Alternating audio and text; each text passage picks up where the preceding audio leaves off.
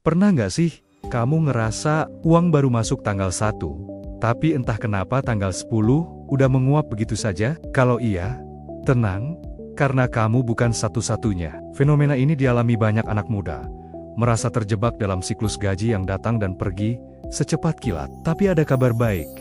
Mengelola keuangan itu bukan soal seberapa besar gaji yang kamu terima, tapi soal kebiasaan-kebiasaan kecil yang kamu bangun secara konsisten. Inilah yang membedakan antara mereka yang selalu merasa kurang dan mereka yang finansialnya terus bertumbuh, bahkan dengan pendapatan yang sama. Dan hari ini, kita akan membahas tuntas 7 nasihat keuangan fundamental yang seharusnya diketahui setiap anak muda sebelum terlambat, agar masa depanmu tidak lagi dihantui kecemasan. Nasihat pertama, dan mungkin yang paling sering kita langgar. Kalau bisa dibeli nanti, jangan dibeli sekarang. Di era digital ini, godaan ada di mana-mana. Iklan di media sosial, diskon kilat di marketplace, atau sekadar melihat teman punya barang baru, semuanya memicu keinginan impulsif. Anak muda sering terjebak dalam apa yang disebut lapar mata, bukan lapar kebutuhan. Kita membeli karena ingin, bukan karena butuh. Padahal, aturan emas untuk mengatasinya sangat sederhana. Terapkan aturan tunda 24 jam. Setiap kali kamu ingin membeli sesuatu yang tidak ada dalam rencana, paksa dirimu untuk menundanya selama sehari penuh.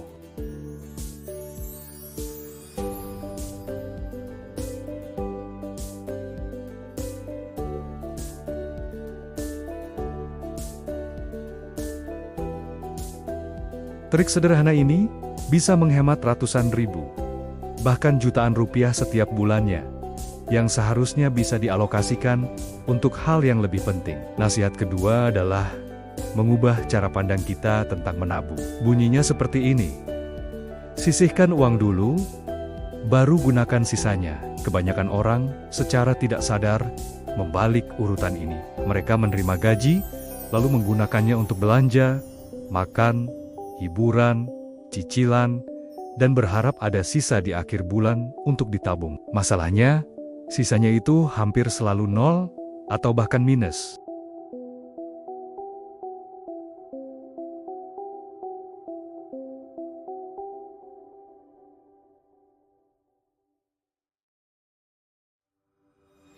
Begitu gaji masuk ke rekening, sebelum membayar tagihan apapun, mereka langsung secara otomatis menyisihkan 10 hingga 20% dari pendapatan mereka untuk tabungan dan investasi. Anggap saja porsi ini sebagai tagihan wajib untuk masa depanmu. Dengan begitu, kamu dipaksa untuk hidup dengan sisa 80%-nya. Awalnya mungkin terasa berat, tapi lama-kelamaan ini akan menjadi kebiasaan yang membangun fondasi kekayaanmu secara perlahan, tapi pasti. Selanjutnya, nasihat ketiga.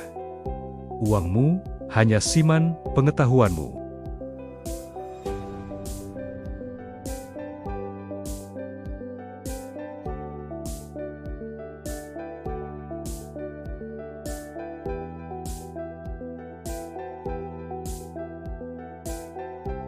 Padahal, ada musuh tak terlihat yang bernama inflasi, yang dayam-dayam memakan daya beli uangmu dari tahun ke tahun.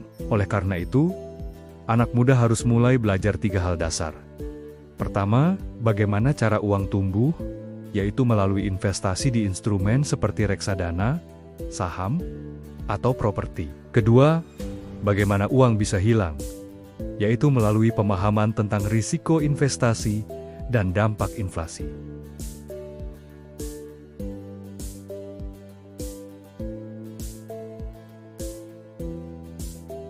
Literasi finansial bukanlah teori rumit yang hanya untuk para ahli. Ini adalah sebuah jam pelindung, perisai yang akan menjaga masa depan finansialmu dari ketidakpastian. Semakin banyak kamu tahu, semakin aman uangmu. Nasihat keempat ini mungkin yang paling pahit untuk didengar, tapi juga yang paling penting untuk diresapi.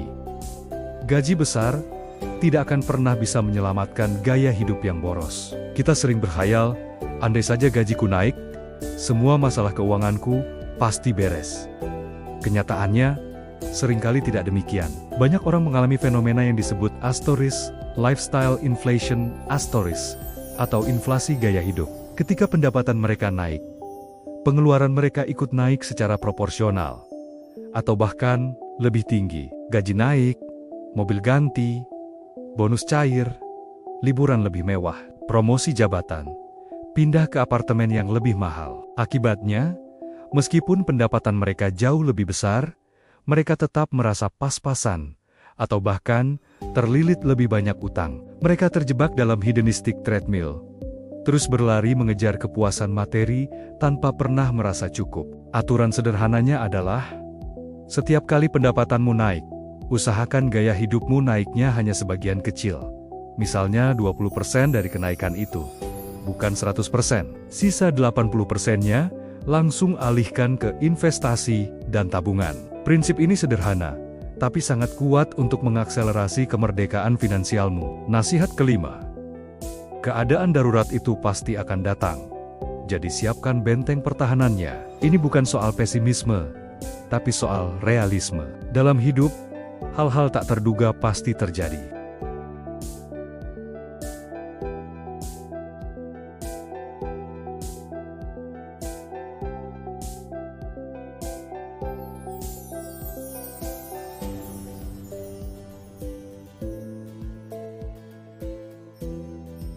Tanpa persiapan, satu masalah finansial saja bisa meruntuhkan semua rencana yang sudah kamu susun. Inilah mengapa setiap anak muda wajib hukumnya memiliki dana darurat. Dana darurat adalah dana liquid yang mudah diakses, disimpan terpisah dari tabungan utama, yang jumlahnya idealnya adalah 3 hingga 6 bulan. Total biaya hidup bulananmu. Dana ini berfungsi sebagai payung pelindung di tengah badai kehidupan, memberimu ruang bernapas untuk mencari solusi tanpa harus berutang atau menjual aset investasimu di saat yang tidak tepat. Membangunnya butuh waktu dan disiplin, tapi ketenangan pikiran yang diberikannya tidak ternilai harganya. Nasihat keenam, khusus untuk kamu yang merasa pendapatan saat ini masih kecil. Pendapatan kecil bisa dilipat gandakan, asalkan kamu punya keahlian.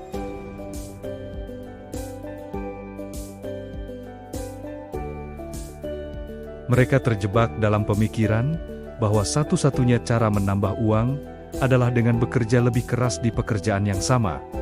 Padahal, ada jalan lain yang lebih strategis. Uang datang dari nilai, value, yang kamu berikan, bukan dari umur atau lamanya kamu bekerja. Jika kamu ingin meningkatkan pendapatan secara signifikan, jangan fokus pada uangnya dulu. Fokuslah pada pengembangan keahlian atau skill yang bernilai tinggi dan banyak dicari di pasar. Belajar mengedit video, desain grafis asterisk, digital marketing asterisk, coding, public speaking, atau menulis.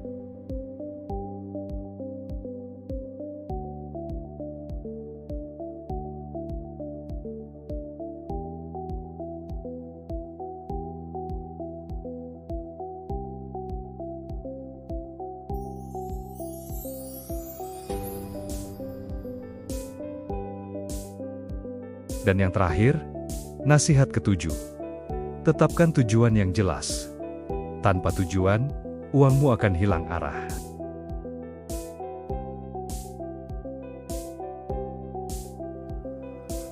Kemungkinan besar kamu hanya akan berputar-putar tanpa tujuan, menghabiskan bensin untuk perjalanan yang tidak penting. Begitu pula dengan uang. Tanpa tujuan finansial yang jelas, uangmu akan selalu bocor untuk panggaleweran kecil yang tidak bermakna, kopi kekinian, langganan yang tidak perlu, atau belanja impulsif. Tapi, ketika kamu punya target yang spesifik, misalnya, dalam 1 tahun ingin mengumpulkan dana untuk liburan, dalam 3 tahun ingin punya dana untuk menikah, atau dalam 10 tahun ingin membayar uang muka rumah, setiap keputusan pengeluaranmu menjadi lebih terarah. Kamu akan berpikir 2 kali sebelum membeli sesuatu yang tidak mendukung tujuanmu. Tujuan finansial itu berfungsi seperti GPS dalam perjalanan keuanganmu. Ia mungkin tidak mempercepat perjalanan, tapi ia memastikan kamu tidak akan tersesat, dan pada akhirnya, sampai ke tujuan yang kamu inginkan. Kamu masih muda. Ini adalah keuntungan terbesarmu. Kesalahan finansial yang mungkin kamu buat hari ini masih punya banyak waktu untuk diperbaiki. Kesempatan untuk membangun fondasi keuangan yang kokoh masih terbuka sangat lebar. Kalau kamu mulai menerapkan ketujuh nasihat ini, bukan besok atau lusa, tapi mulai dari sekarang. Masa depan finansialmu bukan hanya akan aman. Ingat, mengelola keuangan itu bukan soal umur atau besarnya gaji. Keuangan itu soal kebiasaan dan disiplin. Dan disiplin bisa dimulai hari ini. Terima kasih sudah menonton. Jangan lupa bagikan video ini ke teman-temanmu yang juga butuh pencerahan finansial. Sampai jumpa di video berikutnya.